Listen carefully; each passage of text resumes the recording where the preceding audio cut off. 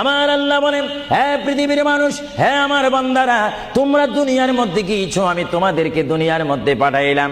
পাঠাইবার পরে আমি জানি তোমরা অনেক অন্যায় পথে যাবে, অনেক কাজ করবে, যে কাজগুলোর মধ্যে তোমাদের গুনাহ হয়ে যাবে। হ্যাঁ বান্দা, তোমরা গুনাহ করবে তাও আমি ভালো মতো জানি, তোমরা পাপ করবে তাও আমি ভালো মতো জানি।